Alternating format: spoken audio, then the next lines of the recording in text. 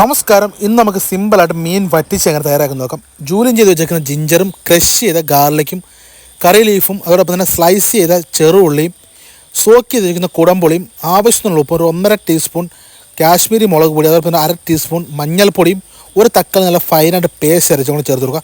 അതിലേക്ക് ഒരു 780 ml വെള്ളം കൂടെ ചേർത്ത് നല്ല രീതിയിൽ മിക്സ് ചെയ്ത ശേഷം സ്ലോ ഫ്ലെയിമിലിട്ട് വെള്ളം നല്ല രീതിയിൽ വറ്റിച്ച് കുറുക്കിയെടുക്കുക.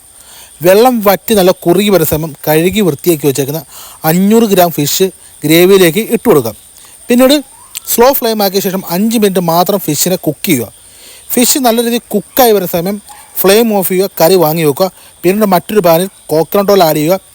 ഉലുവായും കടുകും ടെമ്പർ ചെയ്ത ശേഷം സ്ലൈസ് ചെയ്ത ഷാലസ് ഇട്ട് കൊടുക്കുക. അതോടൊപ്പം തന്നെ നടുവേ കയറിയ പച്ചമുളകും കറി ലീഫും ഇട്ട് നല്ല ഗോൾഡൻ ഫ്രൈ ചെയ്ത ശേഷം കറിയിലേക്ക് ഇട്ട് കൊടുത്തു കഴിഞ്ഞാൽ അട്ടിപ്പൊളി നമ്മുടെ കറി റെഡിയാണ്. നല്ല പൊറോട്ടയ്ക്കും ചപ്പാത്തിക്കും അതോടൊപ്പം തന്നെ ചോറിനൊക്കെ കഴിക്കാൻ പറ്റിയ ഐറ്റമാണ്. ട്രൈ ചെയ്ത് നോക്കണം, മസ്റ്റ് ട്രൈ ആണ്.